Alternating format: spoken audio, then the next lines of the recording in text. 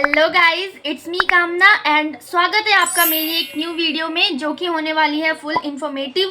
सो अगर आपको HNB-GU admission and hostel allotment को लेके कोई भी डाउट्स है तो बने रहिए मेरी इस वीडियो के एंड तक एंड आपके सारे डाउट्स होने वाले हैं क्रिस्टल एंड क्लियर, क्योंकि मैं भी HNB-GU SRT कैंपस की एक स्टूडेंट हूँ जो कि BSc लाइफ साइंस परस्यू कर रही हूँ right now and second year में जाने वाली हूँ एंड वहाँ पर मैं हॉस्टल में रहती हूँ जो कि है बाल गंगा गर्ल्स हॉस्टल।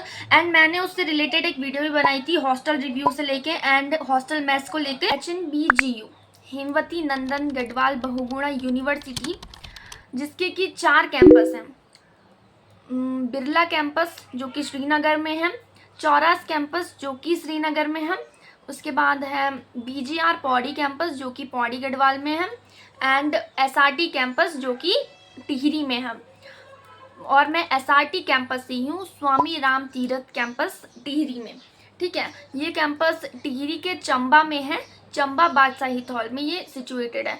तो मैं भी SRT कैंपस में BSc में हूँ और मुझे वहाँ 1 साल होने वाला है। बहुत सारे स्टूडेंट्स के कमेंट्स आ रहे थे कि कट ऑफ को लेकर उनके बहुत ज़्यादा डाउट्स हैं कि कहाँ तक कट ऑफ जाता है एडमिशन में और मेरिट किस बेसिस पे बनती है। तो ऑफकोर्स CUET के रिज़ल्ट के बेसिस पे बनती है। अगर आपके CUET में 300 to 380 मार्क्स आए और अगर आप जनरल कैटेगरी से हैं तो इजीली आपका एडमिशन हो सकता है, मेरिट में नाम आ सकता है।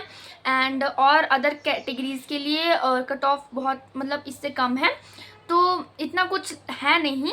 और ये डिपेंड करता है कि कितनी सीट्स हैं और अगर सीट्स वैकेंट रह जाती हैं, बच जाती हैं, तो नॉन CUET की भी एक मेरिट पब्लिश होती है जो कि नॉन CUET जिन्होंने CUET नहीं दिया है उनका भी एडमिशन हो जाता है अगर सीट्स वैकेंट रहती हैं। पर इसमें बहुत टाइम लगता है और बिना CUET वालों का एडमिशन बहुत लेट होता है एंड तब तक क्लासेस भी स्टार्ट हो जाती हैं, तो ऐसा कुछ है नहीं। एंड नेक्स्ट, अगर आपका एडमिशन हो गया है तो हॉस्टल मिलेगा कि नहीं, तो मैं भी एक हॉस्टलर हूँ। वहाँ पर बाल गंगा गर्ल्स हॉस्टल जो है वहाँ पर मैं रहती हूँ एंड वहाँ पर मैं उससे रिलेटेड सारी इन्फॉर्मेशन आपको बताने वाली हूँ कि आपको हॉस्टल कैसे मिलेगा। तो सबका यही डाउट होता है कि क्या मुझे हॉस्टल मिलेगा कि नहीं। तो ये डिपेंड करता है सीट्स पे। हर साल सीट्स कम ज़्यादा होती रहती हैं। जब ज़्यादा स्टूडेंट्स का कोर्स ख़त्म हो जाता है तो वो हॉस्टल लीव कर देते हैं एंड उस साल मतलब हॉस्टल अलॉटमेंट इजी हो जाता है।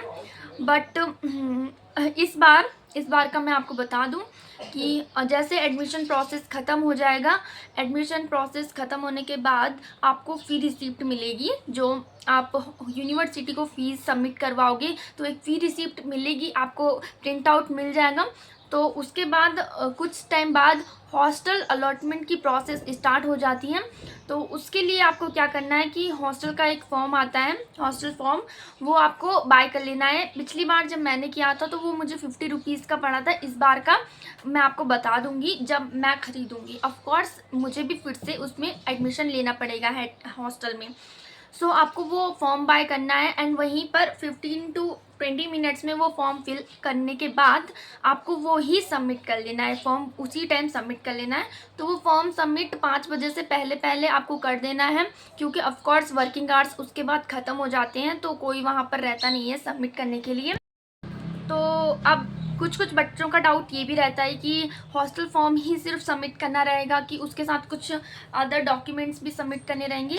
तो हाँ जी, हॉस्टल फॉर्म के साथ आपको फ़ी रिसीप्ट जो मैंने अभी आपको बताया वो, आधार कार्ड एंड 12th की मार्कशीट, अगर आप UG कोर्सेज़ के लिए हॉस्टल चाहिए आपको एंड अगर PG कोर्सेज़ के लिए चाहिए तो UG का रिज़ल्ट आपको अटैच करना है हॉस्टल फॉर्म के साथ।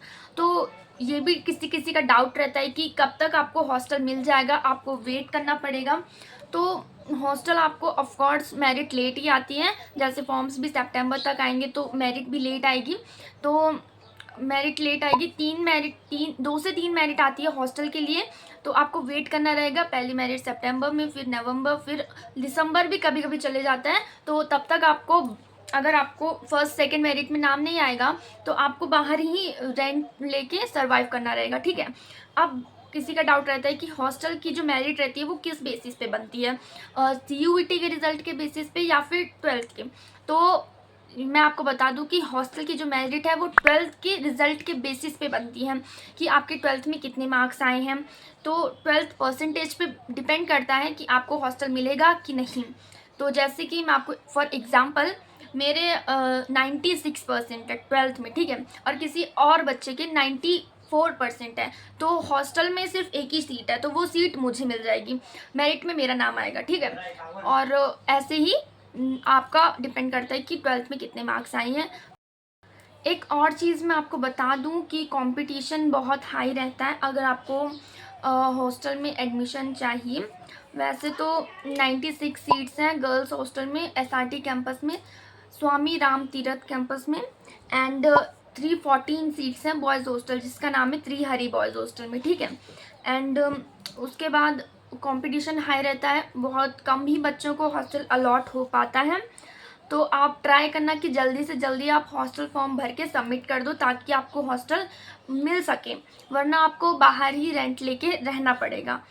और हॉस्टल की फ़ीस वगैरह मैं आपको बता देती हूँ कि आपको ईयरली सबमिट करनी पड़ती है हॉस्टल की फ़ीस, जो कि है 5000, एंड उसके अलावा आपको कोई भी चार्ज नहीं लगता है। एंड जो मेस की फ़ीस रहती है वो तो आपको मंथली पे करनी पड़ती है। तो अभी मैं हॉस्टल से आई हूँ, तो राइट नाउ तो उस टाइम 110 पर डे था मैथ्स का चार्ज, ठीक है। तो 110 तो 31 डेज़ का वो हो जाता है 3410 रुपीज़, मतलब 3500 लगा के चलो, तो वो आपको देना पड़ता है मंथली, ठीक है। और उसकी आपको एक रिसीप्ट भी प्रोवाइड करवाते हैं मैथ्स वाले। तो मैं भी एसआरटी कैंपस में बीएससी में हूँ और मुझे वहाँ 1 साल होने वाला है इसी महीने, मतलब अगले महीने। एंड अब मैं सेकेंड ईयर में जाऊँगी बीएससी से। तो आपको कुछ भी डाउट रहेगा इस वीडियो में भी, अगर आपको कोई डाउट आता है तो आप मुझे कमेंट्स में पूछ सकते हैं, मैं आपको वहीं पे रिप्लाई करूँगी या फिर कोई न्यू वीडियो आपके लिए बनाऊँगी। एंड अगर आपको ये वीडियो थोड़ी सी भी इंफॉर्मेटिव लगी हो, सो प्लीज़ मेरे चैनल को सब्सक्राइब कर लीजिएगा एंड इस वीडियो को लाइक शेयर कर लीजिएगा। जिस भी आपके दोस्त लोगों को कोई डाउट रहेगा, अगर उनको HNB-GU में एडमिशन चाहिए और कोई भी डाउट है, तो आप उनको शेयर करके ये उनके डाउट्स क्लियर कर सकते हैं, ठीक है। देखो, अगर आप गर्ल्स हो और गर्ल्स में तो कम ही सीट्स हैं, मेरे वाले कैंपस में 96 सीट्स हैं, तो वहाँ पर कंपटीशन बहुत हाई रहता है। तो अब आप देख लो आपके कितने परसेंट है, उस पर डिपेंड करेगा। एंड अगर बॉयज़ हो तो बॉयज़ हॉस्टल में 314 सीट्स हैं, गर्ल्स हॉस्टल से तो ज़्यादा ही हैं। एंड मैंने आपको हॉस्टल रिव्यू वगैरह दिखा दिया है कि हमारा हॉस्टल किस टाइप से है, वहाँ पर रूम्स कैसे हैं, 4 सीटर है, 4 लड़कियाँ रहती हैं, सब कुछ मैंने आपको उस वीडियो में बता दिया था। फिर भी अगर आपको डाउट रहता है तो आप पूछ सकते हैं कमेंट्स में, ठीक है। एंड एडमिशन को लेकर कोई डाउट तो नहीं होना चाहिए, क्योंकि एडमिशन अभी CUET का रिज़ल्ट आउट हो चुका है। एंड एडमिशन फॉर्म भी जब HNB-GU रिलीज़ करेगा तो आप उसको फटाफट से फिल करके सबमिट कर दीजिएगा। फिर काउंसलिंग की डेट्स आएंगी एंड आप काउंसलिंग करवा के आपका एडमिशन हो जाएगा, ठीक है। एडमिशन फॉर्म भरने के बाद मेरिट लिस्ट रिलीज़ होती है एंड उसके बाद काउंसलिंग डेट रिलीज़ होती है। तो ये भी आपको डाउट था, ठीक है। और कोई भी अगर डाउट है HNB-GU SRT कैंपस से लेके, तो आप पूछ सकते हैं कमेंट सेक्शन में, मैं आपके लिए हमेशा अवेलेबल हूँ। So that's it for today guys. अगर आपको ये वीडियो पसंद आई होगी so please like share and subscribe. तो मिलती हूँ मैं आपको अपनी नेक्स्ट वीडियो में, तब तक के लिए take care and bye bye.